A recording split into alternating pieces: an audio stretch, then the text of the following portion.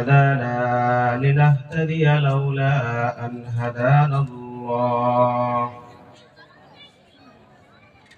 وأشهد أن لا إله إلا الله وحده لا شريك له وأشهد أن محمدًا عبده ورسوله أرسله الله بالحق بشيرا ونذيرا وداعيا إلى الله بإذنه وسراجا وقمرا منيرا أما بعد فقد قال الله تعالى في كلامه المجيد وفي فرقانه الحميد أعوذ بالله من الشيطان الرجيم بسم الله الرحمن الرحيم والعصر إن الإنسان لفي خسر إلا الذين آمنوا وعملوا الصالحات وتواصوا بالحق وتواصوا بالصبر وقال رسول الله صلى الله عليه وسلم اغتنموا خمسا قبل خمس شبابك قبل حرمك وصحتك قبل سقمك وغناك قبل فقرك وفراغك قبل شغلك وحياتك قبل موتك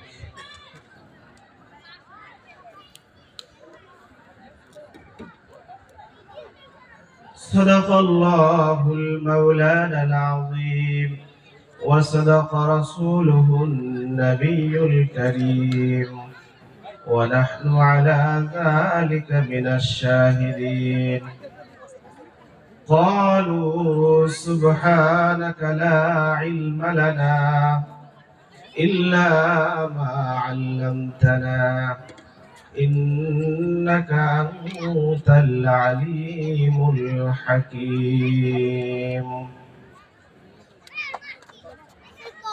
وقال الله تعالى في حبيب شانه ومحبوبه ومعشوقه إن الله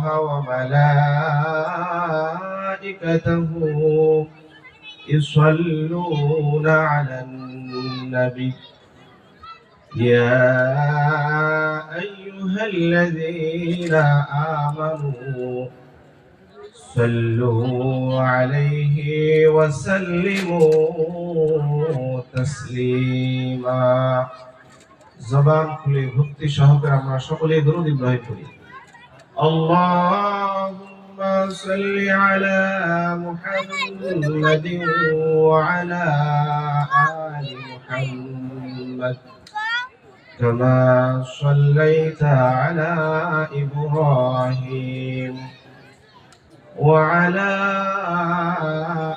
آل إبراهيم إنك حميد مجيد اللهم بارك على محمد وعلى آل محمد كما باركت على إبراهيم وعلى آل إبراهيم إنك حميد مجيد بلغ العلا كماله كشف الدجى بجماله حسنت جميع خصاله صلوا عليه وآله الحمد لله মহান আল্লাহ রাব্বুল আলামিনের দরবারে অসংখ্য অগণিত শুকরিয়া আদায় করছি। আল্লাহ রাব্বুল আলামিন আমাদেরকে দুনিয়াবি সকল প্রকার কাজ থেকে কিছু সময়ের জন্য মুক্ত করে এই জালিসুর রহমান বেহেশতের বাগানে আসা ও বসার তৌফিক দান করেছেন। এজন্য আমরা সকলে মন উজাড় করে ভক্তি সহকারে দিল থেকে কালিমাতুশ শুকর আদায় করি। সবাই বলি আলহামদুলিল্লাহ।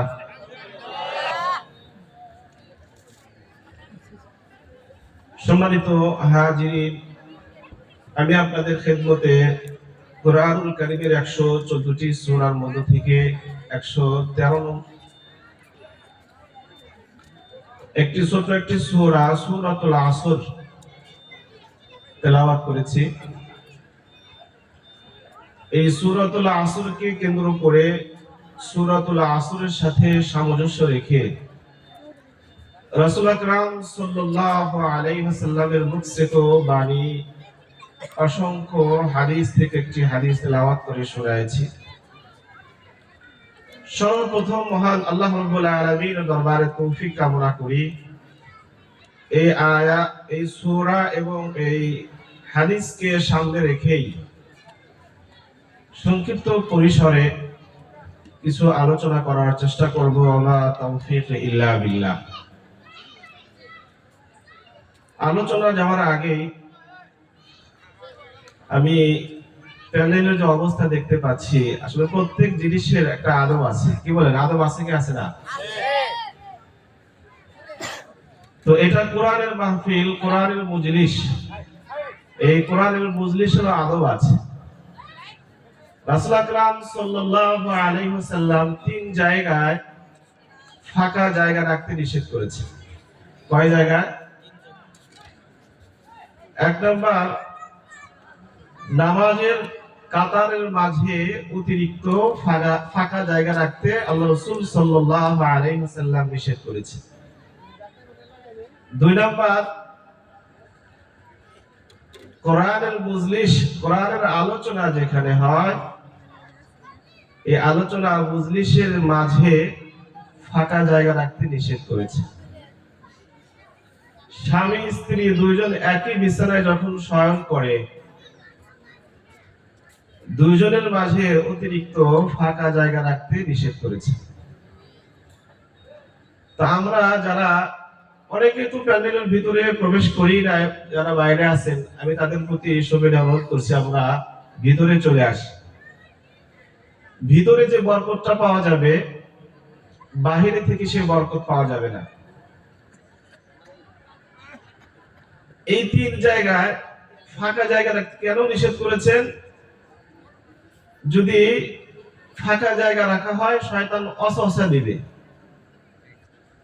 শয়তান বিভিন্ন রূপ ধরতে পারে, মানুষের রূপ ধরতে পারে, মানুষের মধ্যে ছোট পোলাপানের রূপ ধরতে পারে, পশুর রূপ ধরতে পারে, মুহূর্তের মধ্যে রূপ চেঞ্জ করতে পারে। আমি আসার পর দেখলাম বাচ্চারা দৌড়াদৌড়ি করতেছে। ভলান্টিয়ার ভাই যারা আছেন তাদের প্রতি আমার অনুরোধ হলো, যারা রাস্তায় দাঁড়িয়ে আছে তাদেরকে বিনয়ের সাথে মাহফিলের প্যানেলের ভিতরে বসায় দেওয়ার জন্য আমি সবিনয় অনুরোধ জানাচ্ছি। আর আমরা একটু জিকিরের সাথে সামনে অগ্রসর হই। আল্লাহ রাসূল সাল্লাল্লাহু আলাইহি ওয়াসাল্লাম বলেন, যারা আল্লাহ তাআলার জন্য, আল্লাহর জন্য 1 বিঘত সামনে আগাবে, আল্লাহ তাআলা তার দিকে 1 হাত অগ্রসর হন। বলেন সুবহানাল্লাহ। এজন্য আমরা জিকিরের সাথে সামনে অগ্রসর হই, সামনে জমে বসি। আমরা এখানে যত সময় বসে থাকবো, কম থাকি বেশি থাকি, কম থাকাও ফায়দা থেকে খালি না। আর যদি মাহফিল শেষ করে যদি যায় তাহলে বেশি ফায়দা। রাসূল আকরাম সাল্লাল্লাহু আলাইহি ওয়াসাল্লাম বলেছেন, তাদারুসুল ইলমি সাআতান মিনাল লাইল খায়রুম মিন ইহইয়াইহা। কোরআনের আলোচনা যেখানে হয়, হাদিসের আলোচনা যেখানে হয়, তাদারুসুল ইলমি সাআতান মিনাল লাইল, এই আলোচনা যদি রাত্রে যদি হয়, রাত্রের কিছু অংশ কোরআন ও হাদিসের আলোচনা হলো, আমরা বসে বসে শুনলাম। রাসূল আকরাম সাল্লাল্লাহু আলাইহি ওয়াসাল্লাম বলেন, খায়রুম মিন ইহইয়াইহা, সারা রাত নফল নামাজ পড়লে যে সওয়াব আমার আপনার আমলনামায় জমা হতো, তার চাইতেও উত্তম সওয়াব আল্লাহ তাআলা আমার আপনার আমলনামায় দান করবেন। সুবহানাল্লাহ। তাহলে আমরা এখানে যদি 1 ঘন্টা বসে থাকি, 2 ঘন্টা বসে থাকি, তাহলে এই সওয়াবের আশা করতে পারি কি পারি না? অবশ্যই। আর যদি শেষ পর্যন্ত যদি বসে থাকি, লম্বা চড়া হাদিস, এই লম্বা চড়া হাদিসের মধ্যে একটা অংশ হলো, যারা কোরআন ও হাদিসের আলোচনার মজলিসে শুরু থেকে শেষ পর্যন্ত বসা থাকবে, প্রত্যেকটা কথা যদি আমল নিয়তে শুনে, তাহলে প্রত্যেক কথার বিনিময়ে আল্লাহ তাআলা তার আমলনামায় 100 রাকাত নফল নামাজের সওয়াব দান করবেন। আর শেষ পর্যন্ত যদি এইভাবে শুনতে থাকে, হাদিসের মধ্যে আসছে মাগফুরুল লাকুম, যারা এইভাবে আমলের নিয়তে শুনবে শেষ পর্যন্ত যখন মুনাজাত হবে, আখির মুনাজাত হবে, মুনাজাত শেষ করে যখন উঠবে, মাগফুরুল লাকুম, রাসূল আকরাম সাল্লাল্লাহু আলাইহি ওয়াসাল্লাম বলতেছেন, উম্মত তোমরা জেনে রাখো, তোমাদের যত গুনাহ আছে, সগীরা গুনাহ আছে, শোনার মাধ্যমে মাফ হবে। আর যদি তওবা যদি করো, তাহলে 2 গুনাহ, সগীরা এবং কবিরা, উভয় গুনাহ, অর্থাৎ সব গুনাহ আল্লাহ তাআলা মাফ করে দিবেন। সুবহানাল্লাহ। তাহলে আমরা এখানে বসতে পেরে আমাদের ভাগ্যটা ভালো না খারাপ? ভালো।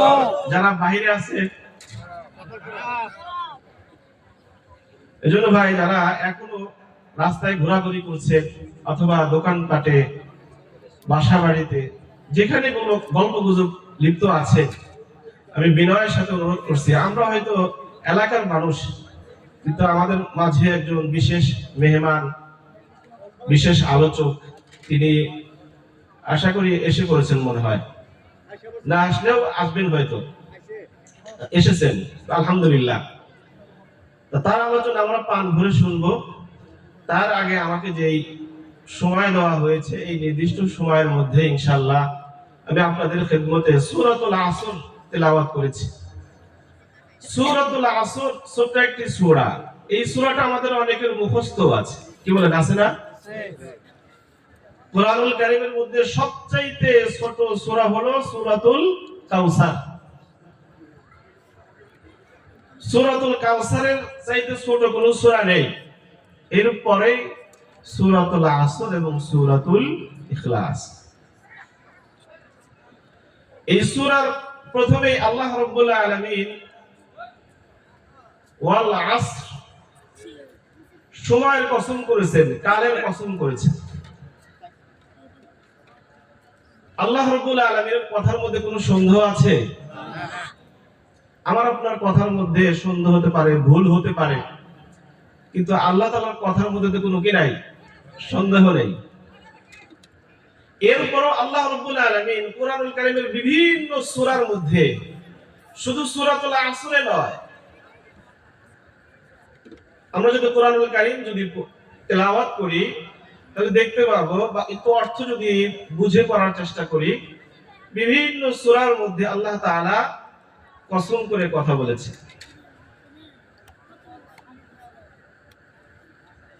এই কসমের মধ্যে, আল্লাহ তাআলার কথার মধ্যে যদিও সন্দেহ নেই, তারপরও আল্লাহ রাব্বুল আলামিন কসম করে কথা বলেছেন কেন? আল্লাহর প্রয়োজনে নয়, বরং বান্দার প্রয়োজনে আল্লাহ তাআলা কসম করেছেন। কয়েকটা ব্যাখ্যা আছে, তার মধ্যে একটা ব্যাখ্যা হলো, আল্লাহ রাব্বুল আলামিন কসম করে কথা বলেছেন পরবর্তী কথার প্রতি যেন মানুষের গুরুত্ব বাড়ে, মনোযোগ সহকারে যেন কথাগুলো শুনে, মনোযোগ আকর্ষণ করার জন্য আল্লাহ রাব্বুল আলামিন বিভিন্ন সূরার মধ্যে কি করেছেন? কসম করে কথা বলেছেন। তো এই সূরার মধ্যেও আল্লাহ রাব্বুল আলামিন যুগের কসম করে, সময়ের কসম করে পরবর্তীতে চারটি কথা বলেছেন। কয়টি কথা? চারটি কথা বলেছেন। এক নম্বরে ঈমান আনয়ন করা, দুই নম্বরে নেক আমল করা, আমল সালেহ, যত ধরনের নেক আমল আছে সব ধরনের আমল সালেহ করা। তিন নম্বর হলো হকের দাওয়াত দেওয়া। চার নম্বর হলো সবরের উপদেশ দেওয়া, সবরের দাওয়াত দেওয়া। ইমাম শাফি রাহিমাহুল্লাহ আলাইহি, চার ইমামের এক ইমাম। ইমাম আবু হানিফা রাহিমাহুল্লাহ আলাইহি, ইমাম শাফি রাহিমাহুল্লাহ আলাইহি,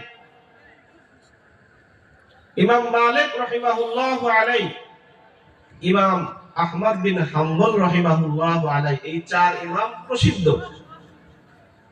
দ্বিতীয় নম্বরে ইমাম শাফি রাহিমাহুল্লাহ আলাইহি, তিনি এই সূরা সম্পর্কে বলেন, সাহাবা ইকরামের মধ্যে দুইজন সাহাবী এমন ছিলেন, তাদের উভয়ের মধ্যে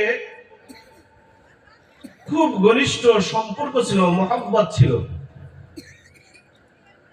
প্রতিদিন তারা সকালবেলা সাক্ষাৎ করতেন উভয়ের সাথে। সাক্ষাৎ করার পরে পৃথক হওয়ার আগে একজন আরেকজনকে এই সূরা তেলাওয়াত করে শোনাতেন।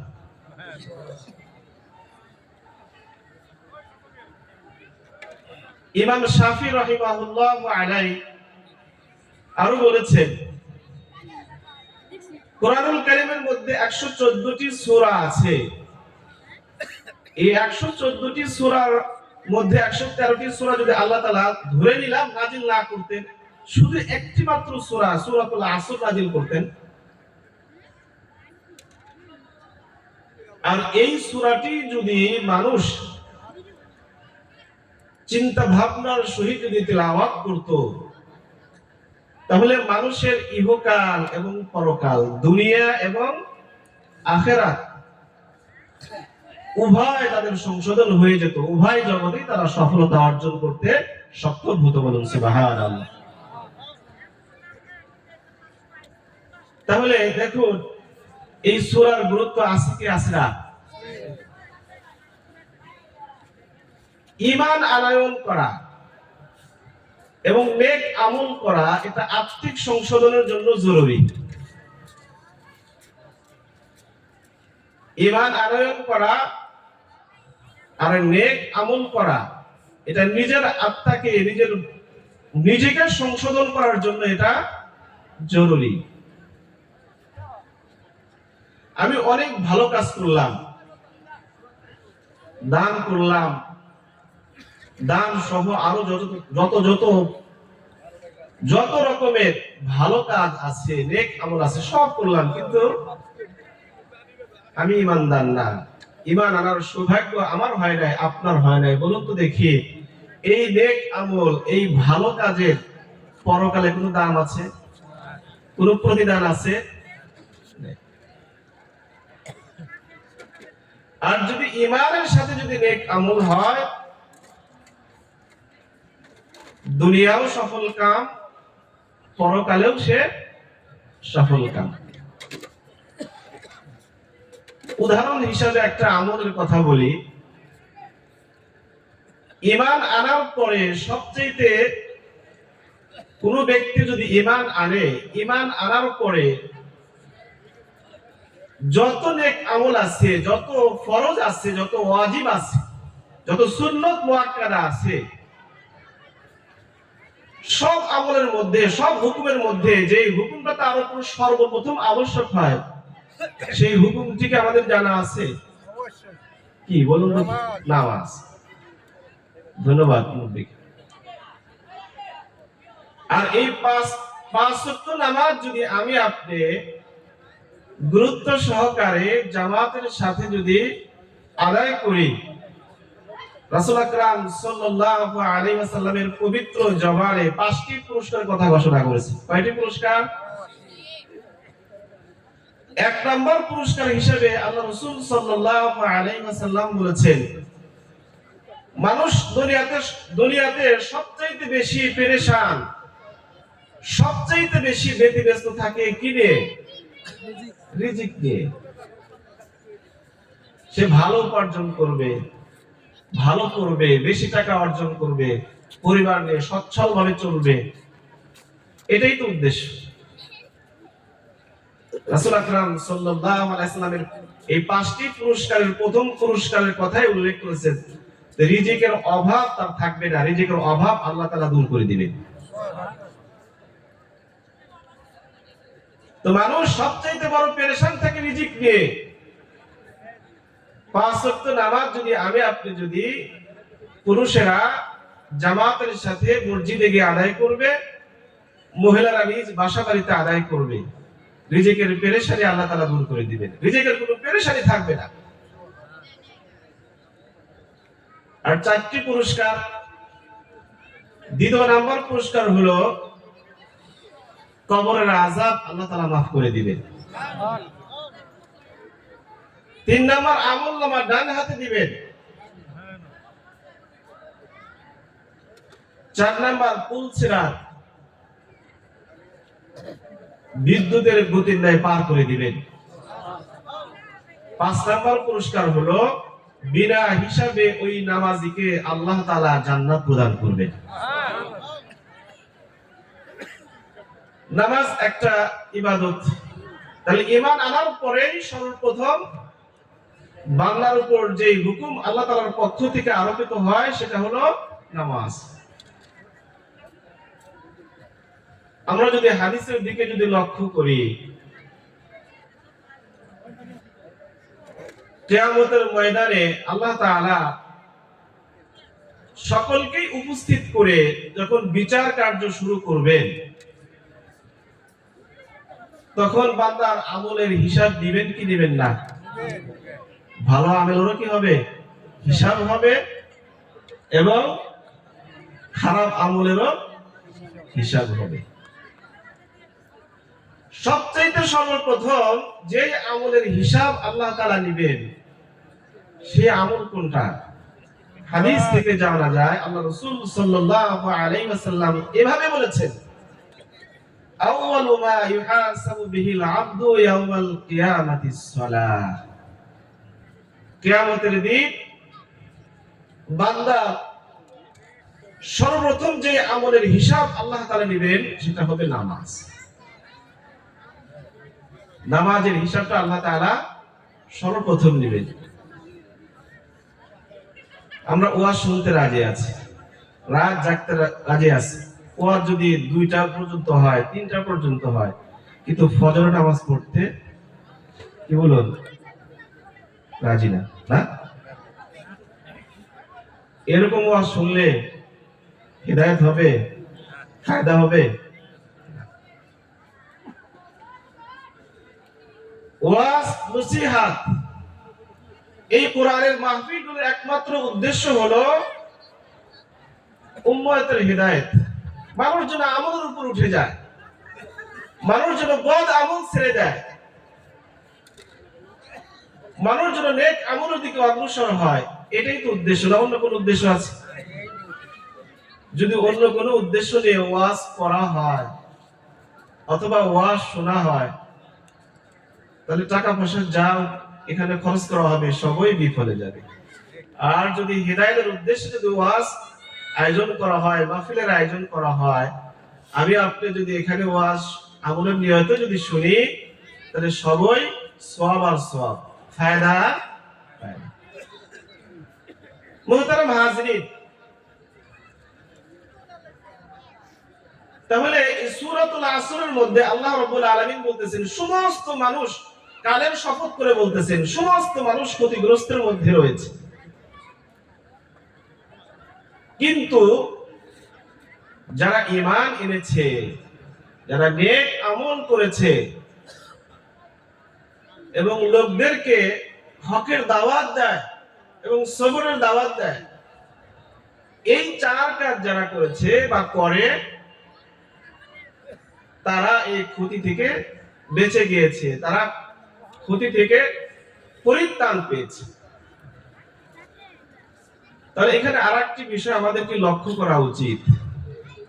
প্রথম দুইটি এটা নিজের আত্মার সংশোধনের জন্য, নিজের সংশোধনের জন্য, সবার জন্য জরুরি, ঈমান আনা এবং নেক আমল করা। কিন্তু পরের দুইটি দিকে লক্ষ্য করলে লম্বা চলা তাফসিরের সুযোগ আমি পাবো না, ব্যাখ্যা করার সুযোগ আমি পাবো না। একটা ব্যাখ্যা মুফাসসিরিন কিরাম এরকম করেছেন, ওয়াতাওয়াসাউ বিল হক ওয়াতাওয়াসাউ বিস সবর। হক কাকে বলে? হকের চার পাঁচটা অর্থ করেছেন, তার মধ্যে একটা অর্থ হলো হক বলা হয় বিশুদ্ধ বিশ্বাস এবং সৎকর্ম সম্পাদন করা। হক কাকে বলে? বিশুদ্ধ বিশ্বাস এবং সৎকর্ম সম্পাদন করা। দুইটার সমন্বয়ে কি বলা হয়? হক। তাহলে এর দ্বারা কি বোঝাচ্ছেন? আমি শুধু নিজে একা ঈমান আনলাম, নেক আমল করলাম, এটাই যথেষ্ট নয়। কুরআনুল কারীমের সূরাতুল আলী ইমরানের মধ্যে একটি আয়াত আছে, কুনতুম খায়রা উম্মাতিন উখরিজাত লিন-নাস তা'মুরুনা বিল মা'রুফি ওয়া তানহাউনা আনিল মুনকার। মুফাসসিরিন কিরামগণ ওয়া তাওয়াসাউ বিল হক দ্বারা এটা উদ্দেশ্য নিয়েছেন যে মানুষকে শুধু নিজে নেক আমল করবা না, নিজে ঈমান এনে নেক আমল করবা, শুধু এটাই যথেষ্ট না, এটাই মুক্তির জন্য যথেষ্ট না। যিনি ঈমান আনবে এবং নেক আমল করবে, তার দায়িত্ব কর্তব্য হলো সে নিজে সংশোধন হয়েছে ঠিক, আল মুসলিমু আহুল মুসলিম, সকল মুসলমান ভাই ভাই, তার অপর ভাই, অপর বোন, তারা যে জাহান্নামের দিকে দৌড়াচ্ছে, তাদের আমল যে বেআমলের দিকে তারা বেশি লিপ্ত আছে, নেক আমল নেই, নামাজ পড়ে না, রোজা রাখে না,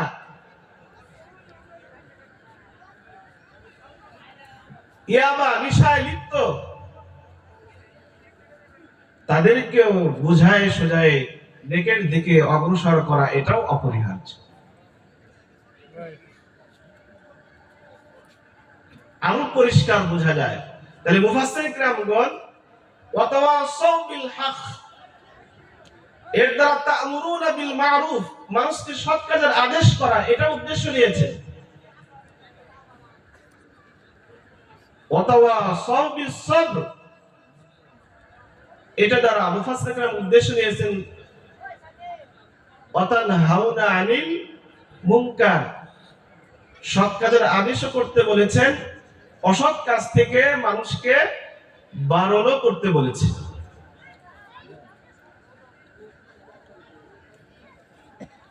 আমাদের সমাজের মধ্যে অথবা আমাদের দেশের মধ্যে খোঁজ দিলে এরকম অনেক বুজুর্গ পাওয়া যাবে, অনেক ভালো মানুষ এরকম পাওয়া যাবে, অনেক হাজি এরকম পাওয়া যাবে, অনেক আবেদ এরকম পাওয়া যাবে, নিজেরা শুধু নামাজ পড়ে, নিজেরা ভালো কাজ করে, কিন্তু নিজের পরিবারের খবর রাখে না, নামাজ পড়ে কি পড়ে না। আসলে এরকম আবেদ, এরকম কিছু হাজি গাজী আছে কি আছে না? খোঁজ নিলে পাওয়া যাবে না? না, এই সূরার অন্যতম শিক্ষা হলো, এই সূরা আমাদেরকে যেটা শিক্ষা দেয়, শুধু নিজে বাঁচলে চলবে না, নিজে নেক আমল করলে যথেষ্ট না, আমার অপর ভাইকেও নেক আমলের দিকে দাওয়াত দিতে হবে। এটা আবশ্যক, এটা দায়িত্ব, কর্তব্য। আল্লাহ রাসূল সাল্লাল্লাহু আলাইহি ওয়াসাল্লাম বলেন, আলা কুল্লুকুম রাঈন وكلكم مسؤول عن رعيته রাসূল আকরাম সাল্লাল্লাহু আলাইহি ওয়াসাল্লাম বলেন আলা কুল্লুকুম রাঈন তোমরা প্রত্যেকেই জিম্মাদার তোমরা প্রত্যেকেই দায়িত্বশীল কিয়ামতের ময়দানে তোমাদের প্রত্যেককেই তোমাদের দায়িত্ব সম্পর্কে জিজ্ঞাসা করা হবে। এখন আসুন সূরাতুল আসর আমাদেরকে শিক্ষা দিচ্ছেন নিজেও নেক আমল করতে হবে, অপর ভাইকে নেক আমলের দিকে দাওয়াত দিতে হবে, নিজে অসৎ কাজ থেকে বিরত থাকতে হবে, অপর ভাইকে অসৎ কাজ থেকে বিরত থাকার দাওয়াত দিতে হবে। রাসূল আকরাম সাল্লাল্লাহু আলাইহি ওয়াসাল্লামের কর্মসূচি কয়টি ছিলেন আমরা জানি, অনেকেই আমরা জানি। রাসূল আকরাম সাল্লাল্লাহু আলাইহি ওয়াসাল্লামের কর্মসূচি সম্পর্কে কোরআনুল কারীমের মধ্যে আল্লাহ তাআলা শুধু এক জায়গায় নয় কয়েক জায়গায় বলেছেন। তার মধ্যে আমরা সূরাতুল বাকারার দিকে যদি লক্ষ্য করি, সূরাতুল বাকারার এই আয়াতের মধ্যে আল্লাহ রাব্বুল আলামিন বলতেছেন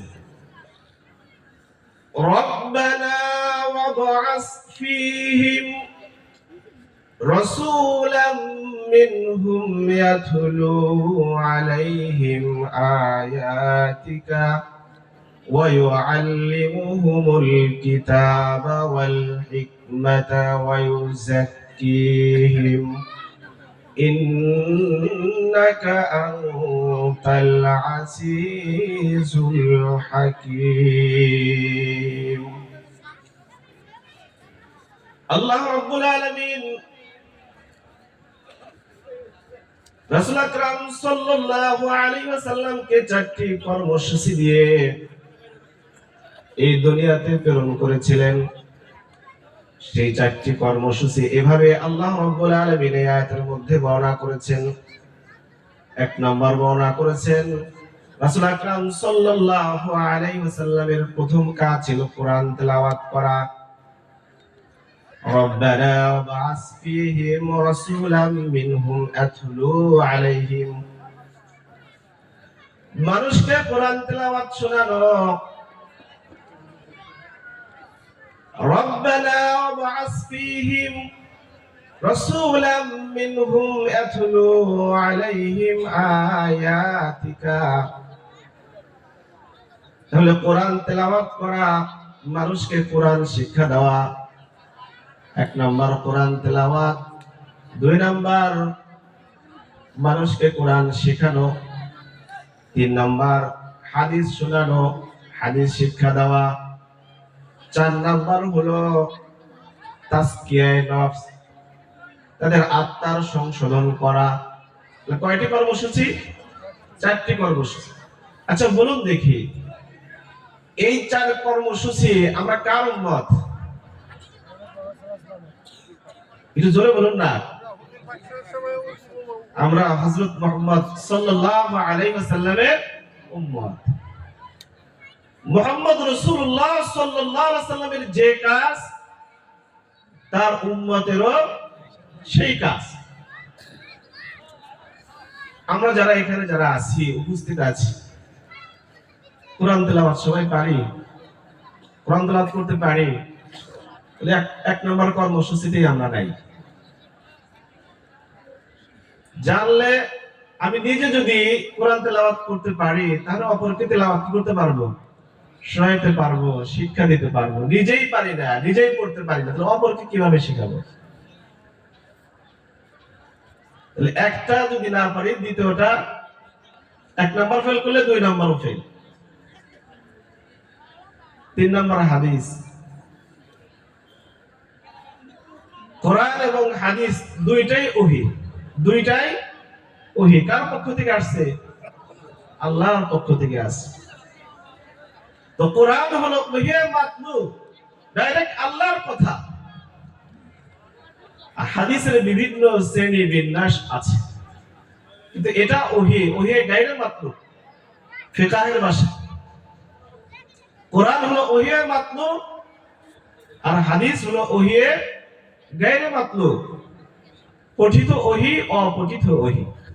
আমরা এভাবে বুঝতে পারি সাধারণ মানুষ, কোরআন হলো ডাইরেক্ট আল্লাহর কথা, জিবরাইলের মাধ্যমে মুহাম্মদ রাসূলুল্লাহ সাল্লাল্লাহু আলাইহি ওয়াসাল্লামের উপর আল্লাহ তাআলা নাযিল করেছেন। 23 বছরে এই নাযিল করতে জিবরাইল আলাইহিস সালামের কতবার আসতে হয়েছে? 24,000 বার। কতবার? 24,000 বার। শুধু ওহী নিয়ে জিবরাইল আলাইহিস সালাম এসেছেন তা নয়, জিবরিলের সাথে সাথে ইসরাফিল আলাইহিস সালামও কখনো কখনো ওহী নিয়ে আসছে। আর হাদিস হলো আল্লাহরই কথা, কিন্তু আল্লাহ তাআলা এই কথাটা কার মুখ দিয়ে বের করেছেন? তার বন্ধু হাবিবুল্লাহ জনাবে মুহাম্মদ রাসূলুল্লাহ সাল্লাল্লাহু আলাইহি ওয়াসাল্লামের মুখ থেকে বের করেছেন। এটা হলো হাদিস। তো দুইটাই ওহী। তাহলে আমরা সকলেই কিন্তু আমল বেশি করি আর কম করি, আমল বেশি করি আর কম করি,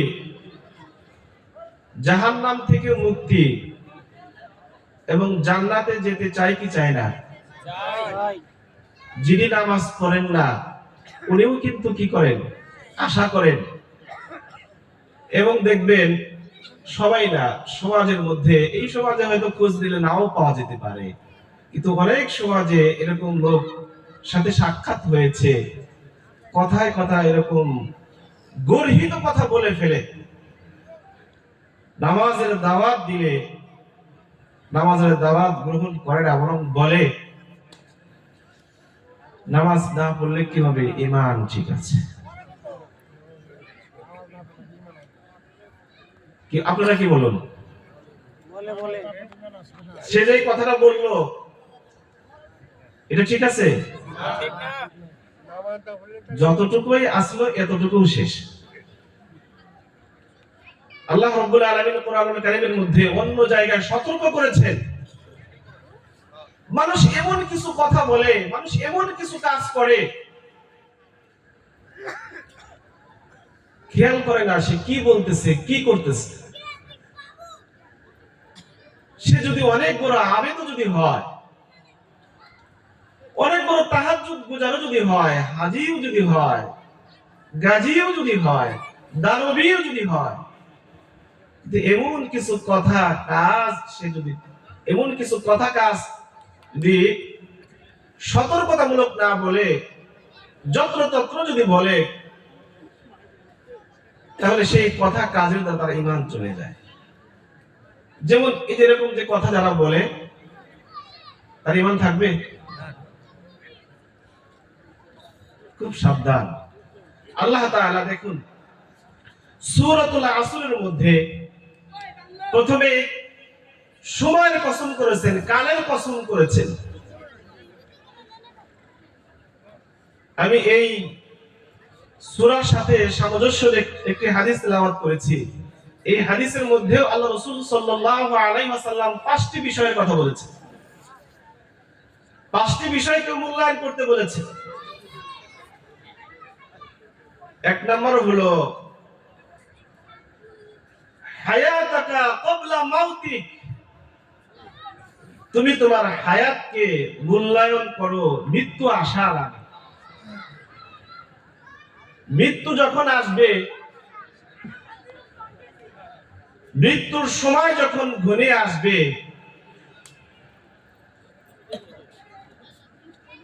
আর মৃত্যু হাত থেকে আমরা কিন্তু রক্ষা পাবো না।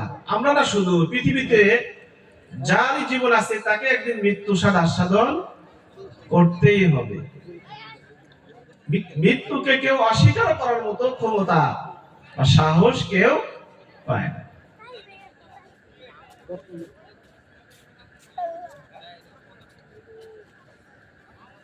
মুহতারাম হাজরিন, তাহলে মৃত্যু এমন একটি বস্তু, মৃত্যুর মাধ্যমে মানুষের সকল প্রকার নেক আমল করা, সকল প্রকার কাজকর্ম করা বন্ধ করা, দুনিয়াবী সম্পর্ক থেকে ছিন্ন করা একটা বড় মাধ্যম হলো মৃত্যু। মৃত্যুর সাথে সাথে আমার আপনার আর কোনো আমল করার, সংশোধন হওয়ার কোন সুযোগ আছে?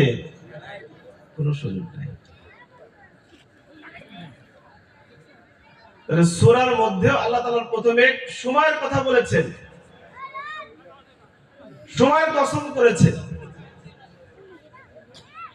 তাহলে হায়াত, আমাদের জীবনের হায়াত, যারা আমরা 40 বছর উপনীত হয়েছি, 50 বছরে, 60 বছরে যারা উপনীত হয়েছি, দুনিয়াবী হিসাবে আমরা বলতেছি আমার হায়াত এত বছর। যদি পরকালীন লক্ষ্য করি, হায়াত বাড়ছে না কমছে? কি বলুন, হায়াত বাড়ছে না কমছে? তাহলে আমার হায়াত যদি দুনিয়ার 60 বছর হয়ে থাকে, 50 বছর যদি আমি উপনীত হয়ে থাকি, আমার যদি 50 বছর হয়ে থাকে, দুনিয়ার আয়ুকাল আর কয় বছর আছে? 10 বছর। সংশোধন হওয়ার আর কত বছর আছে? 10 বছর। এখন 50 বছরও চলে গেছে, এই 10টা বছরও যদি আমি হেলায় খেলায় যদি নষ্ট করি, মৃত্যু যখন চলে আসবে, মৃত্যুর আগে আমার আপনার ঠিকানা কোথায় হবে?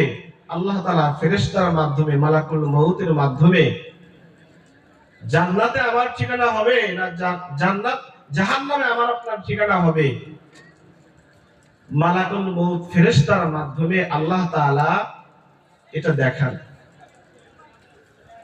বদকারী মৃত্যু যখন হয়, তার সামনে যখন জাহান্নামকে দেখানো হয়, সে খুব ভয় পেয়ে যায়। আর ওই সময় শয়তান আজীবন যত চেষ্টা করেছে তাকে বেঈমান বানানোর জন্য, কিন্তু ওই সময় সবচেয়ে বেশি চেষ্টা করে শয়তান। আমি প্রথমেই বলেছি, বিভিন্ন সময় বিভিন্ন মানুষের রূপ ধরতে পারে। ওই সময় শয়তান আমাদের কাছে সবচাইতে বেশি কাছের লোক বাবা এবং মা। কি বলুন, বাবা মার চাইতে আরো বেশি কাছের লোক আছে কেউ পৃথিবীতে? ওই সময় শয়তান বাবা মার রূপ ধরে বলে, তুমি বলে দাও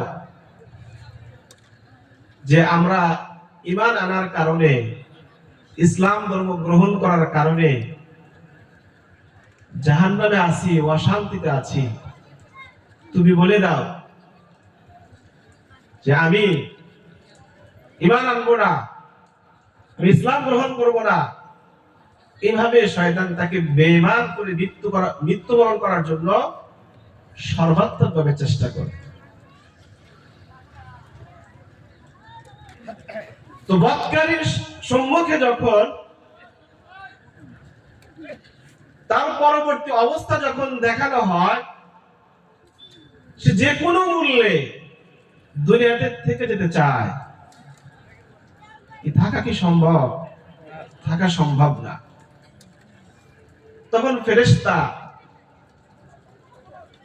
চেষ্টা করে ভালোভাবে, যখন শোনে না, কুরআনুল কারীমের এক জায়গায় সূরাতুন নাজিয়াতের মধ্যে বলেছেন, ফেরেশতা ভালোভাবে যখন ধরতে চায়, ধরা দেয় না, রূহ যখন ধরা দেয় না, তখন মুখের মধ্যে হাত ঢুকায় তার রূহটাকে কবজা করে নেয়। ওয়ান্নাসিআতি গারকা, ওয়ান্নাশিতাতি নাশতা, ওয়ান্নাসিআতি গারকা। বদকারীর মৃত্যুর কথা বলা হয়েছে। ওই সময় মানুষ আবেদনও করে, যে আবেদনটা করে এটাও আল্লাহ তাআলা অগ্রিম আয়াত বানিয়ে কুরআনুল কারীমের মধ্যে বর্ণনা করেছেন এভাবে, ওয়ালাই ইউআখিরুল্লাহু নাফসান ইযা জাআ আজালুহা ফালা ইস্তাখিরুনা সাআতাও